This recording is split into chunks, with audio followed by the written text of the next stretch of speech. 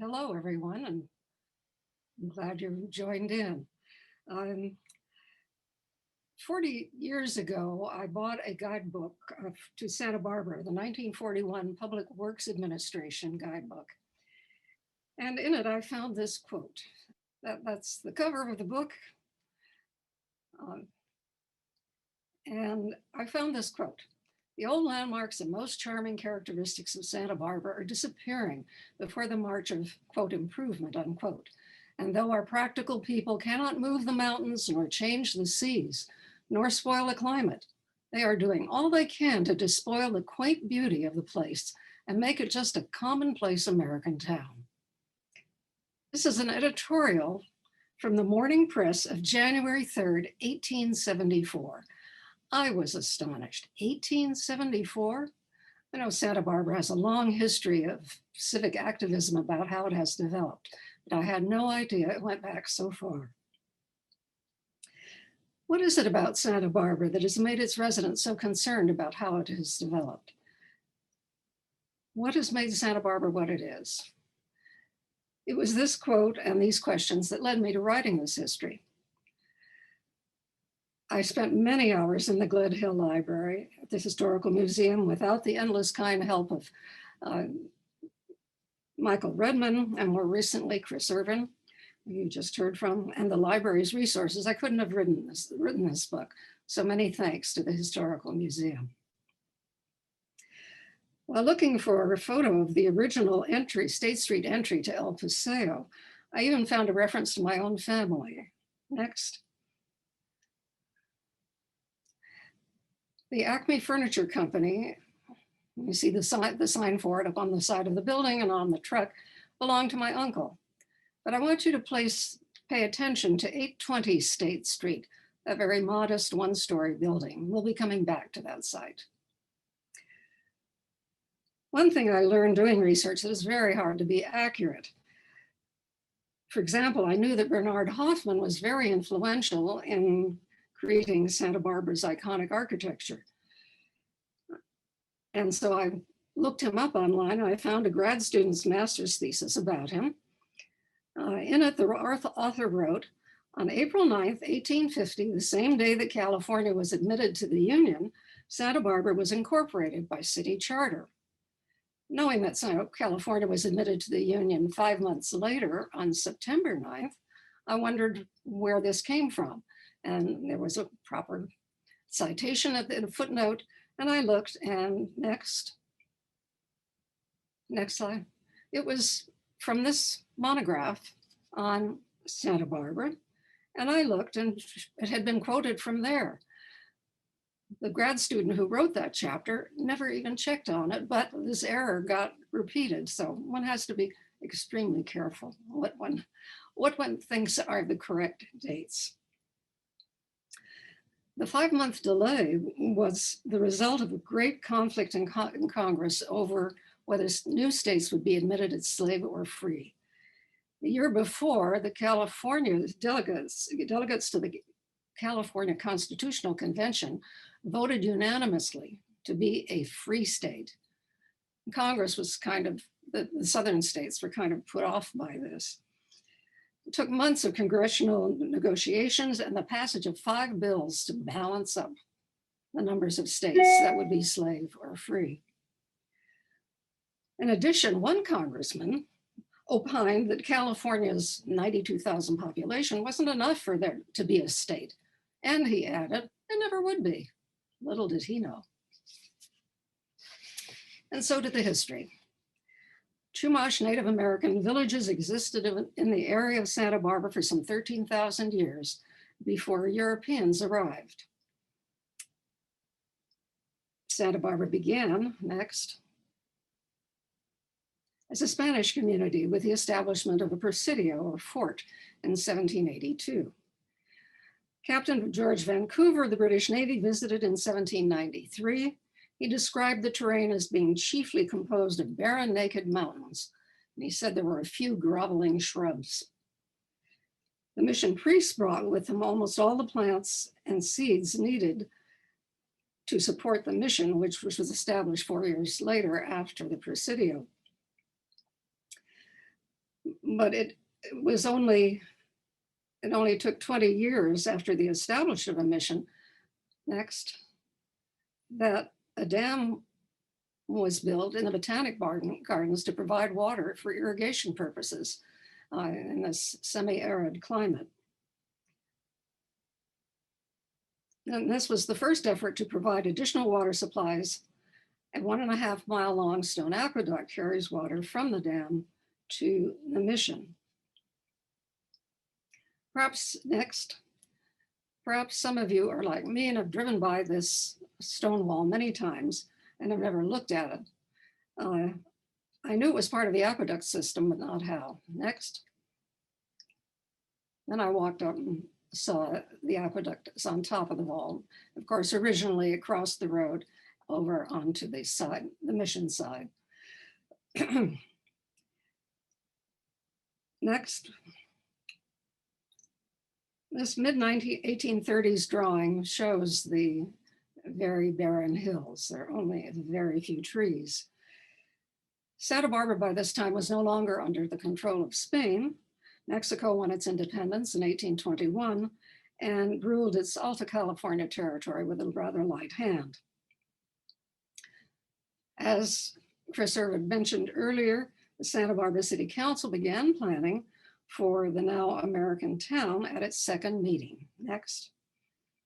In 1851, a grid was laid out over the existing development, and you can see it crosses existing adobes, pays no attention whatsoever to the creek.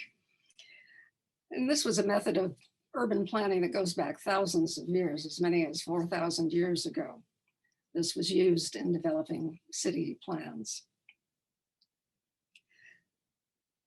The next slide, please. That grid was laid out in 450-foot squares, and that's what exists today. This 1877 bird's eye view includes Stearns Wharf on the right. It was built in 1872, and it was part of the reason for the editorial mourning the change in Santa Barbara. It made it much easier to import lumber, and the new American residents preferred Victorian wooden houses to the charming, but sometimes dark and sometimes dirt-floored adobes. Next. This photo taken sometime after 1875, the county courthouse is in the middle distance and on the right, and then you can see the mission on top of the hill. Next slide. This is a drawing of that 1875 courthouse, and I want you to notice the gentleman tipping his hat to the lady in the lower left corner. Ornamental trees were planted by American newcomers, and they softened the no longer barren landscape. Starting in the late 19th century, horticulturalists began importing plants from all around the world to this place where just about everything grows. Almost everywhere in Santa Barbara. Next. From a hill looking down. Next. Or even on its main downtown street. You see mostly trees. There are three things I hope you take away from this talk. This is the first one. To realize how critically important Santa Barbara's urban forest is to its beauty and the health of its environment. Trees not only clean the air we breathe and provide many other physical benefits, they make us happier. People are less depressed where there are trees. As more Americans heard about Santa Barbara's beauty and its climate, some began to winter here year after year. Next. One of these was Kate Wiggin, author of Rebecca of Sunnybrook Farm. In 1892, lamenting changes taking place since she first came to Santa Barbara 20 years before, she wrote, "The Siren Village has changed its former aspect in these later years. One is almost sorry for it when it remembers the charm that hovered about it in its pre-civilized days.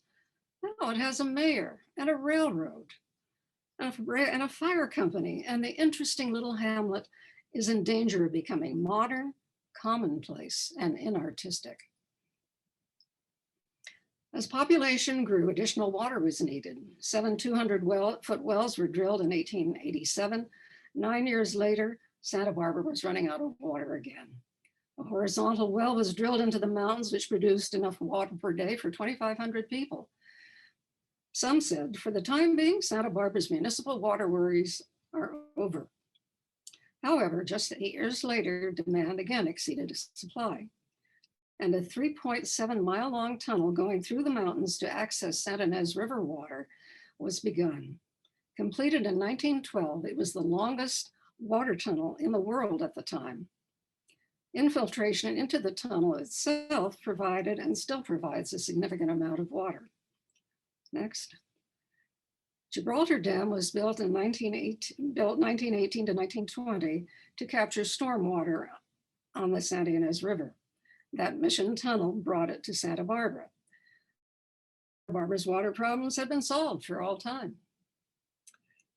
Prior to the end of the 19th century, cities generally grew in a haphazard fashion, often with congested, unsanitary dark tenements and without parks or open space. In the late 1800s, the City Beautiful movement began from a desire to create more attractive and livable urban environments.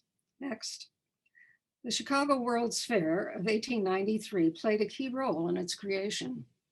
It illustrated how city planners could bring open spaces and grand public buildings into crowded cities. Building codes were adopted that required more light and air in buildings. Cities across the country became interested in community improvement and beautification. In 1902, the Santa Barbara City Council appointed its first Parks Commission. When I began my research, I knew that in the early 20th century, in places where had settled, it became the style to build Spanish colonial style. I did not realize how many of such buildings have been built early on here in Santa Barbara. Next. Train station in 1905. Next. 1913, the Riviera campus and Santa Barbara's library. Next. In 1917. In 1912 in Ojai, a Midwestern industrialist was building a second home. Next. He didn't approve of this far Western style wooden storefront in Ojai then, and the wooden sidewalks, and he decided Ojai should have a makeover with a Mission arcade. Next. This redo, completed in 1917, inspired many others. The most famous example remains in Santa Barbara, where in 1922, the city activist Bernard Hoffman proclaimed himself an admirer of Mr. Libby's project.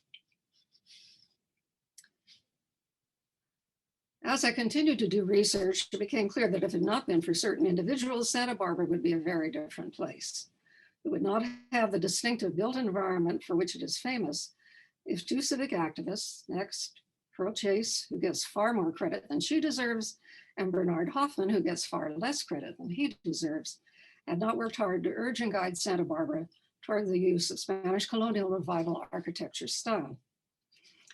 In 1906, while a student at UC Berkeley, Pearl Chase came home for Christmas vacation, got off the train, looked around and didn't like what she saw. She determined then that if she didn't do anything else with her life, she would devote herself to making Santa Barbara a better place. She later said, "I do not fight against things as much as I promote better things. As far as I'm concerned, I haven't achieved much. I just make other people want to do it." She wrote of city planning, "A city that develops finely should delight the eye, feed the intellect, and lead the people out of the bondage of the commonplace." In 1919, next, Bernard and Irene Hoffman arrived in Santa Barbara with their diabetic daughter. She was to be treated by a locally noted diabetes specialist. The Hoffmans quickly became engaged in the community. He arranged to restore Casa de la Guerra and built to create El Paseo around it. In 1920, Chase formed the Santa Barbara Community Arts Association to encourage music, the arts, and drama. In 1922, a fourth division was added, plans and planting. Hoffman became its chair. He helped guide the design of public buildings, including next, Santa Barbara High School, next, the Libero Theater, next, and City Hall. All three were built a year or two before the earthquake. Described as a practical idealist by Pearl Chase, Hoffman was secretary to the city's first planning commission. My second takeaway for you is that Pearl Chase is not the person responsible for Santa Barbara's iconic architecture. It's Bernard Hoffman. Then, after it was too late to add to my book, I came across this quote from Hoffman. Perhaps it's because we were newcomers. In reality, this is Mrs. Hoffman's dream. That we saw the possibilities of restoring some of the old-time beauty and picturesqueness and preserving what we already have. So it was Irene Hoffman who was the inspiration behind her husband's activities. She is to be thanked along with him next, as they both are in this plaque placed in El Paseo in 1935. On June 29, 1925, a major earthquake struck Santa Barbara. Often described as destroying or devastating Santa Barbara, damage was much less than widely reported. After the earthquake, architects came up with a Spanish colonial revival vision of how a rebuilt Santa Barbara might look. Next slide. 11 days after the earthquake, based on the work of the Plans and Planning Committee under Hoffman, the City Council passed an ordinance establishing an architectural board of review, the first in the United States and an idea that originated with Hoffman. Next slide. Facades of unreinforced masonry had crumbled, leaving the buildings behind. This makes for some very dramatic photographs. This Hotel California had opened just 4 days before the earthquake. The facade was rebuilt in Spanish colonial revival style. In 8 months, the hotel had a second grand opening. It wasn't until 80 years later that the building itself was demolished while the second facade was retained in the building of a new Hotel California. The buildings of Spanish colonial revival style fared well during the earthquake, making it desirable structurally as well as aesthetically. And facades were rebuilt in that style all along State Street. New facades on the buildings that remained, making it, giving it what became its iconic look. Next slide. This is the intersection of State and Cabrillo prior to the earthquake. Note the building on the near corner and the building on the far corner. We're looking down State Street. Next. Now we're looking up State Street. That Spanish style building with its very large arch is still there. Roman arches are very sturdy. But the Victorian building is gone, replaced by what buildings that are still there in their Spanish colonial revival style.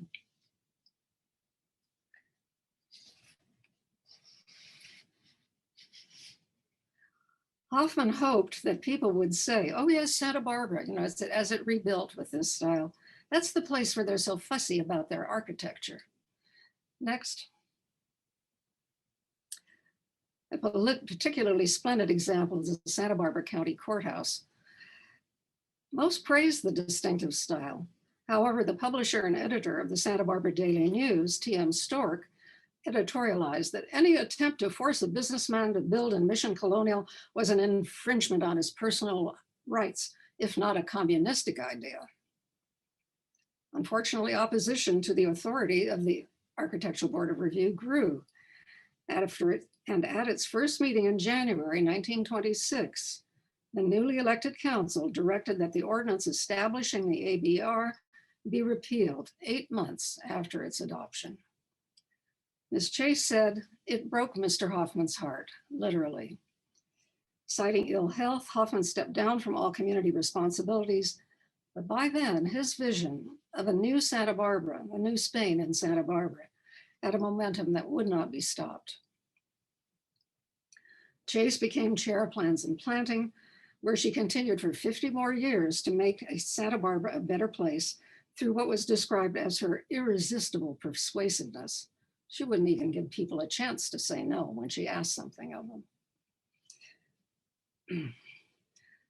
It took 23 years for the city to reestablish its ABR, quote, with the intent of protecting and preserving the natural and historic charm and beauty of the city.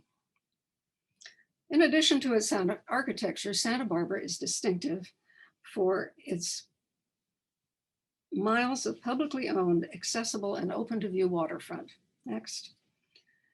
Creation of Santa Barbara's beaches began in 1903 when the city council designated all city-owned property between what is now Cabrillo Boulevard and the mean high water mark for park use. And so those are the red marks. That they're not to scale, but gives you a general idea of what the city already owned. In 1924, however, developers optioned 1,500 feet, or about 3 blocks worth of beach frontage for small stores and, quote, amusements, unquote. Almost immediately, a group of civically concerned citizens got together, and they included Bernard Hoffman, to pool their money and buy up all the remaining privately owned land between Stearns Wharf, the lumberyard that was next east of Stearns Wharf, from there all the way to the end of what is of East Beach. In 1925, the state of California conveyed the city title of the harbor area. Then when a proposal to develop that lumberyard with, quote, high-class amusements, unquote, next slide, was made in 1927, many of the same civic leaders financed the purchase of that property to be held until city voters could pass another bond measure to buy it. The high-class amusements would have cut off almost 2 blocks of the waterfront from view and access. If these civic-minded citizens hadn't acted promptly, Santa Barbara's waterfront might look like this. Next. This is Santa Cruz. The beach is the other side of the amusements to your right. Next. This is Santa Monica. It has 3.5 miles of beach, but most of it is blocked off from view and access by development. Next. Santa Barbara is blessed as the result of the efforts of those who came before. This is Cabrillo Boulevard and Santa Barbara's waterfront looking west from Calle Puerto Vallarta. Next, Shoreline Park is a 15-acre coastal bluff park west of Ledbetter Beach. The city voters approved a bond measure to buy it in 1964. Next. The bluff and wooded area in the foreground is the Douglas Family Preserve. The preserve is the city's largest coastal park. In 1995, the community was given 30 days to come up with $3.5 million to pay off the mortgage and buy the property. People rushed out to try to raise the funds by the 29th day. They were $600,000 short. Actor Michael Douglas, who was a UCSB grad and a sometime resident of Santa Barbara, came up with the missing remaining $600,000, and that is why the park is called the Douglas Family Preserve. Through the generous and timely action of many civic-minded private citizens and voter approval of bonds and state grants of tidelands, the city acquired its 4.2 miles of beautiful public waterfront, all of it open for public access and public view. Santa Barbara is also distinctive in that it took charge of planning its future early on. Its first planning commission had its initial meeting on September 23rd in 1923. It was one of the first planning commissions in the country, even though California had passed legislation authorizing the creation of planning commissions and of general plans laying out how a city would develop. At its first meeting, next slide, Charles Chaney, working with landscape architects Olmsted Brothers, was approved. He clearly had been preparing. He had this proposal that in two-year program that included, as you can see, preparation of a comprehensive zoning ordinance, a comprehensive major traffic street plan, comprehensive program of parks and school playgrounds, and plans for improvement of the architecture and general attractiveness of the city, something also provided for in state law. 1 year later, in 1924, Cheney and the Olmsted brothers presented their streets, recreation, and parks plans, next, to the Planning Commission, including this one for the bird refuge. I see that little round circle sort of to the upper right. It included a roundabout at Los Patos Way and Cabrillo Boulevard. It only took almost 100 years, but in May 2018, the current Planning Commission approved its construction. The tool for urban planning is zoning, determining what parts of a town will be for what uses. In 1926, Euclid, Ohio was challenged in court by a property owner who's on the basis that restricting the use of property violated the 14th Amendment of the US Constitution, which in part says, nor shall any state deprive any person of life, liberty, or property without due process of law. Zoning was a new concept, and there were those who believed it was an unreasonable intrusion into private property rights for governments to make those restrictions. The Supreme Court, in finding that there was a valid government interest in maintaining the character of a neighborhood and deciding where certain uses would be in a community, was of public interest, and it allowed for the subsequent adoption of zoning ordinances across the country. At the Planning Commission meeting's fifth meeting, Cheney presented a preliminary zoning ordinance outline.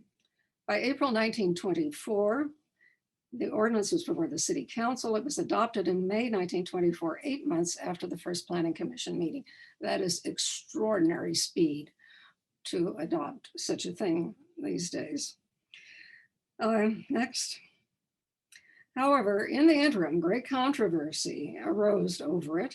Letters to the editor praising and damning it appeared, and there were display ads in support and opposition. This is one that's in support.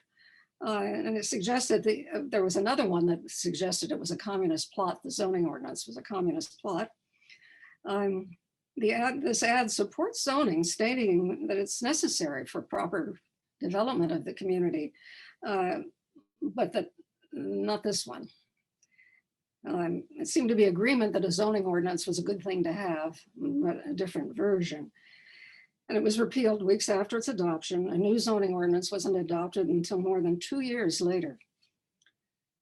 In 1925, the City Council decided that a new city charter was needed. An election for a board of freeholders to draft a new one was held in May 1926. The new city charter was presented to the City Council in August. A majority of the members of the council were opposed to the draft, not only because it's defective in substance, but because it abolishes the progressive managerial form of government. The Morning Press, Mr. Stork's paper, the opposition paper, the alternative paper, editorialized that it can say without reserve that the measure is considerable of a mess. The Santa Barbara Daily News, Stork's paper, reported on difficulties with the existing charter and making needed changes. The new charter was approved by the voters in November.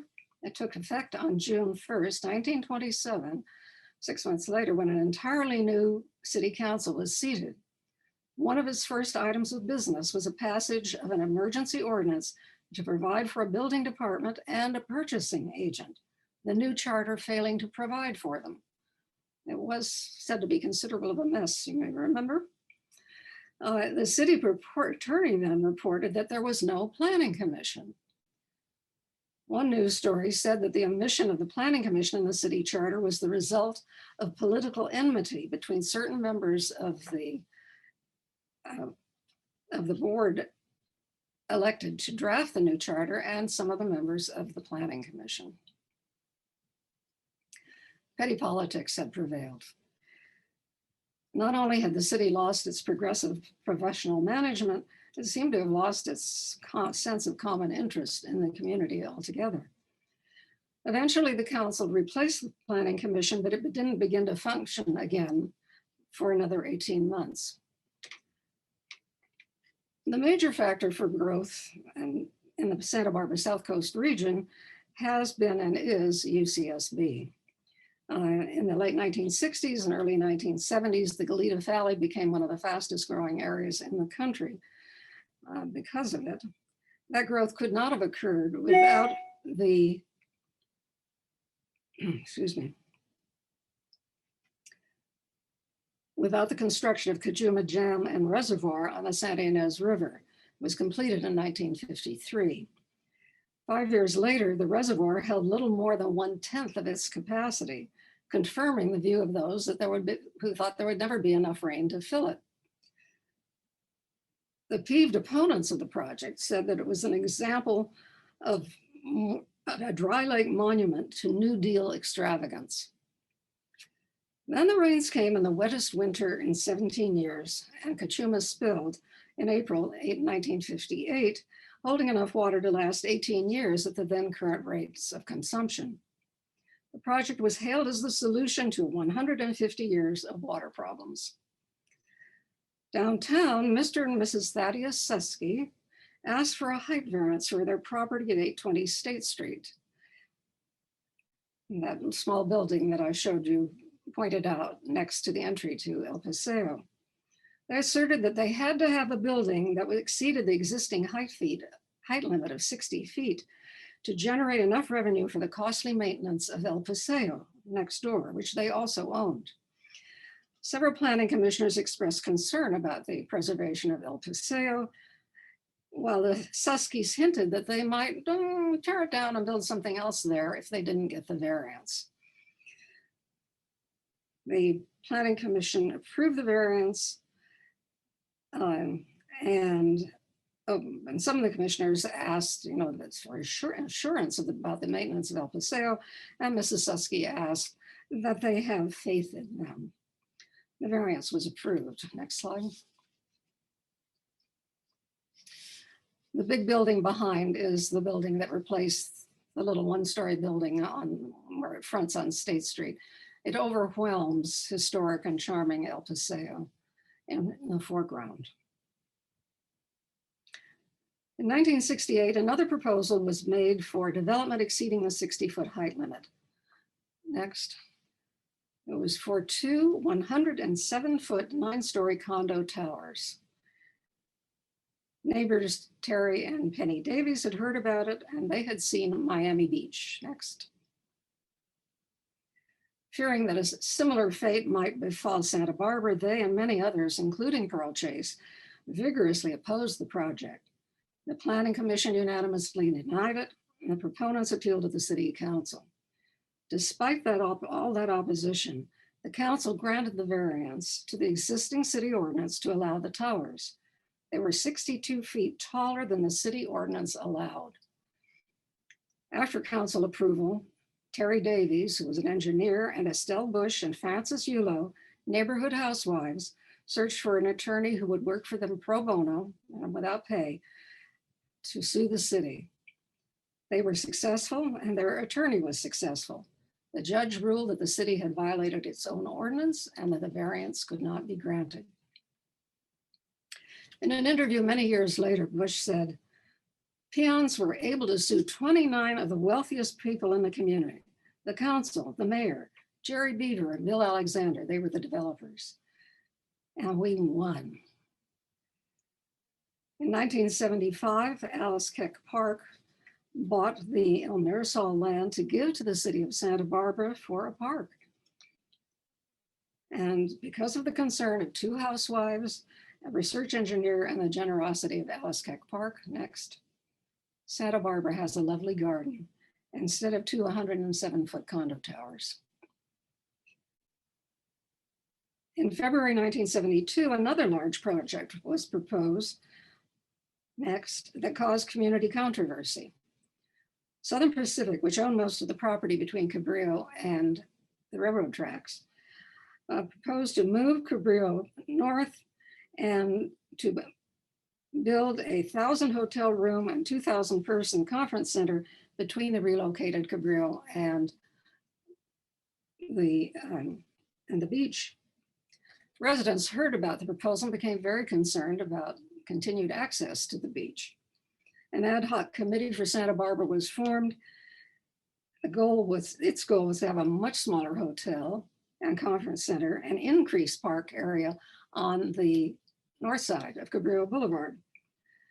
Southern Pacific met with the committee and numerous other groups. In August, it announced a new proposal. Next. Cabrillo remained where it was, and all development was north of it. However, it was still a 1,000-room hotel and 2,000 person conference center. There was about a half mile of buildings cutting off almost all views of the mountains from Cabrillo and the beach. Years went by with continuing negotiations.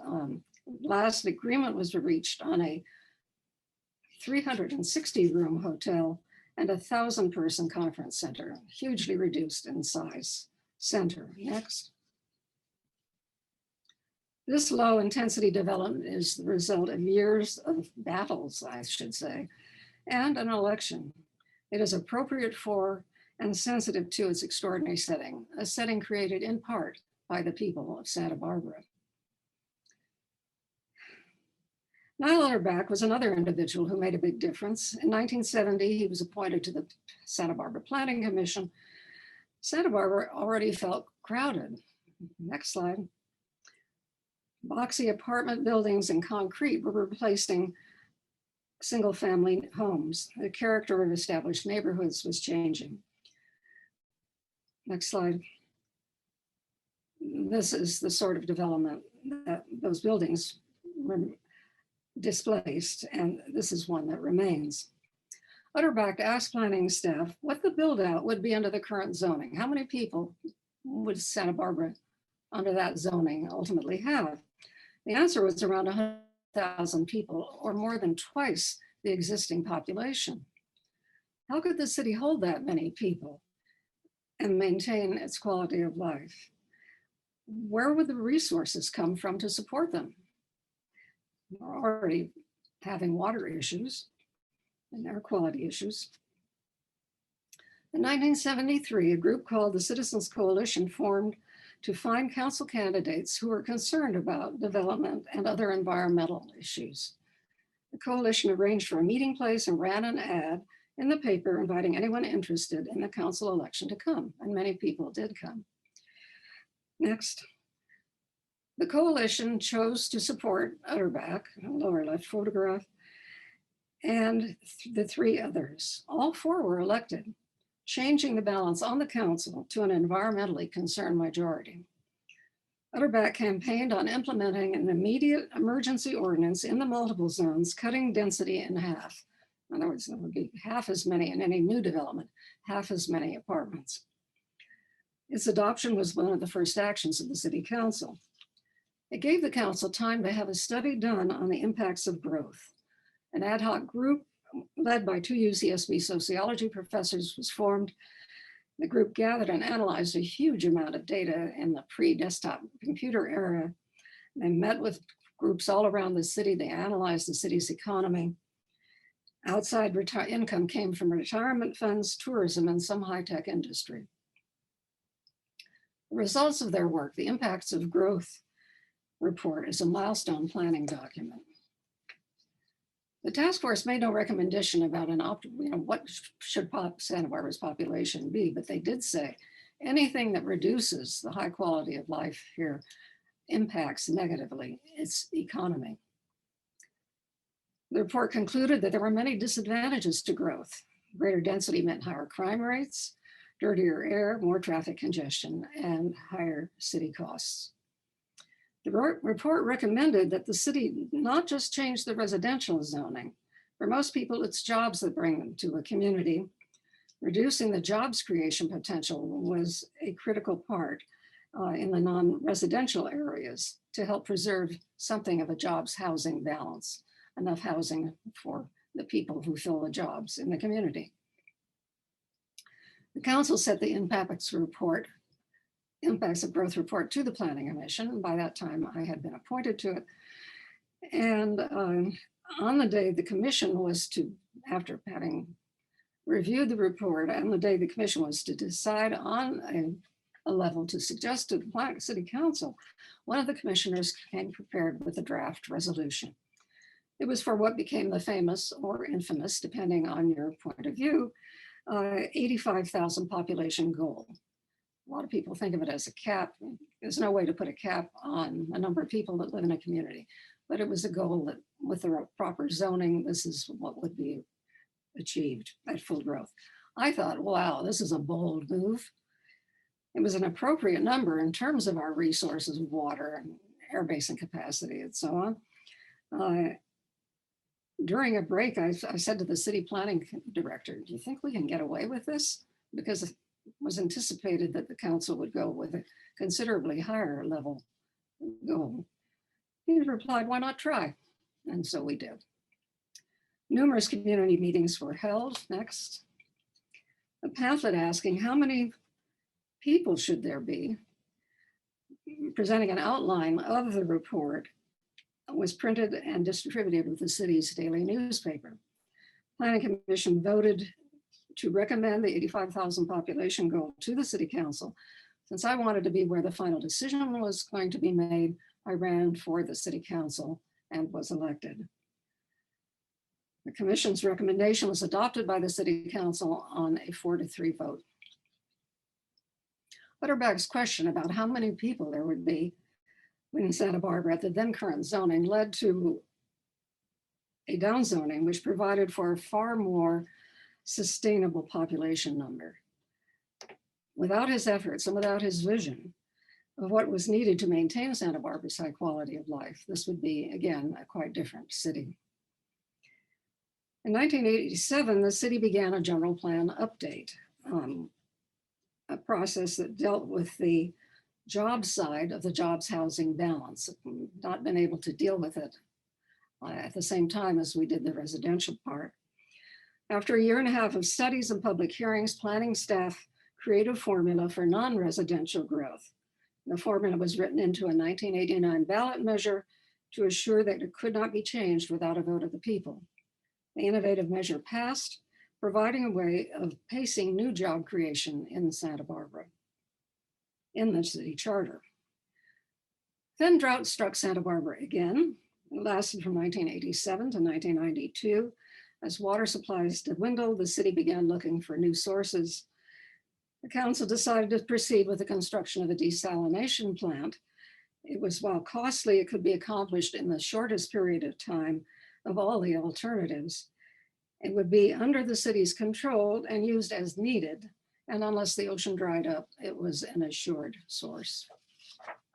The city had somewhat reluctantly signed up for a small amount of state water from the California State Water Project.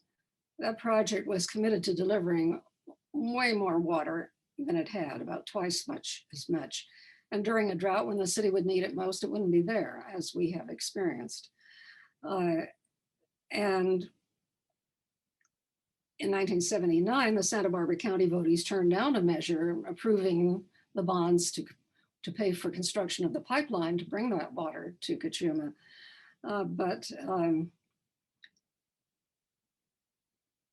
Next. The potential additional supplies could have encouraged unsustainable development. By February of 1991, Cachuma was at 15% of capacity after 5 years of drought. And then the March miracle storms of 1991 dumped 23 inches on the watershed upstream of Gibraltar Reservoir, and it spilled. That June, state water bonds were on the ballot again. Next. This time, after 5 years of bonds, water police, and careful conservation, the bond measure passed. A measure to make the desalination plant permanent also passed. It seemed as if Santa Barbara's water supplies were for sure assured. In September 2005, the city began preparation for another general plan update. I had left office in 1993, but because of my concern about the direction the update seemed to be going, I applied for and was appointed once again to the Planning Commission in 2008. As with previous general plan updates, there was public outreach with dozens of meetings, large and small. When people were asked what they loved about Santa Barbara, they said its small town feel, diverse population, scenic beauty, distinctive architecture, particularly downtown, preservation of historic character, and its vibrant and dynamic culture. A major problem was the lack of affordable housing. This was not a new issue. City One History noted by 1930, the council's weekly docket contained items such as rezoning requests to ease the housing crisis. In 1948, a special ad hoc committee said the most pressing problem in the city is the lack of affordable housing. More than 26,000 additional housing units have been built since 1948, and the problem continues.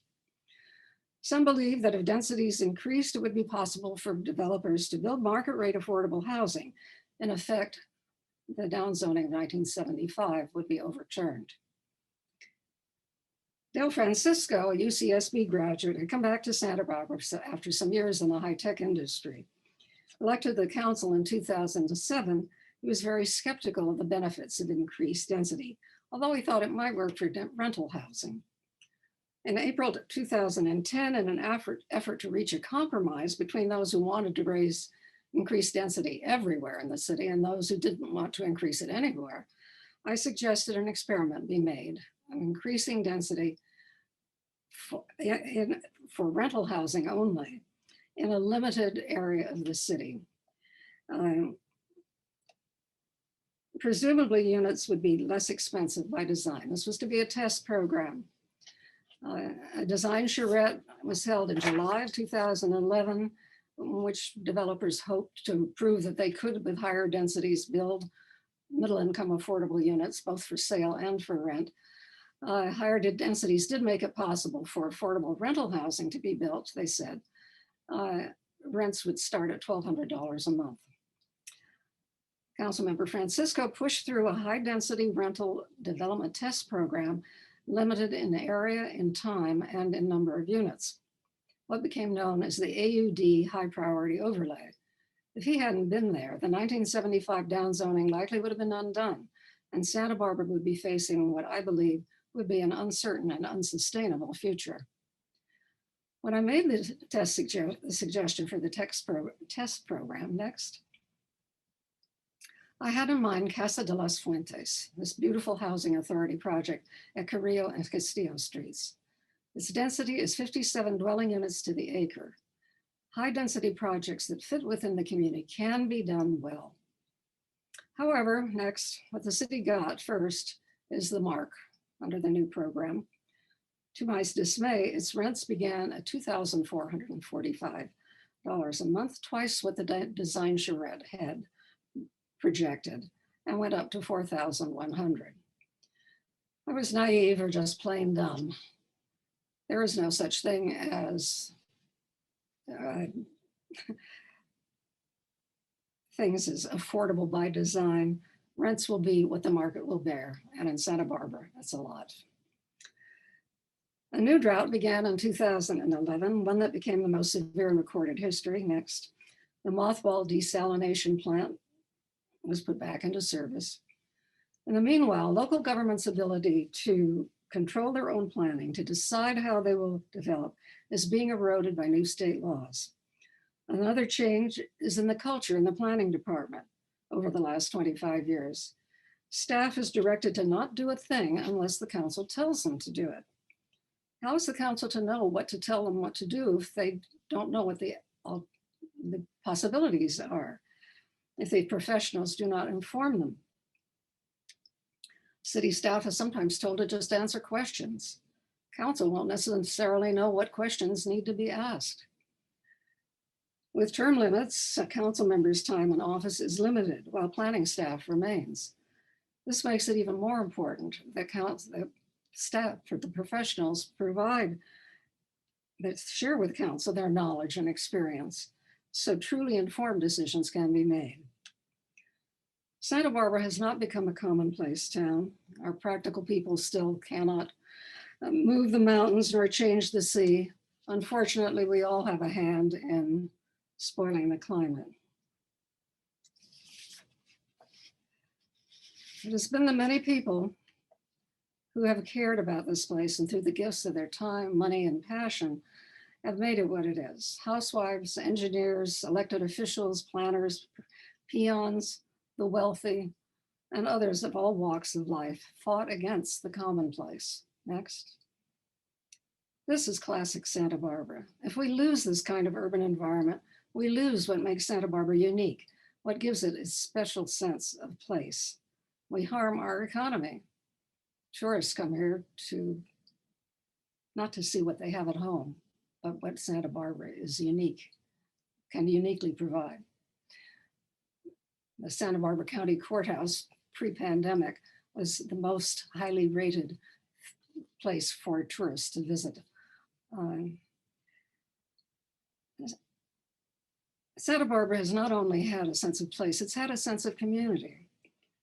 I urge all who care about Santa Barbara to be part of it, to get involved and stay involved. The third thing I hope you take away from this talk is how fragile what we have, what's been created here is. If housewives hadn't found that attorney, if the peak community activists, the concerned citizens hadn't put up the money to buy the land on the waterfront, we might have looked like Santa Monica. It's critical for everyone. Just each person can make a difference to be involved. It's in everyone's interest to protect and enhance this special and still uncommonplace American town. Thank you.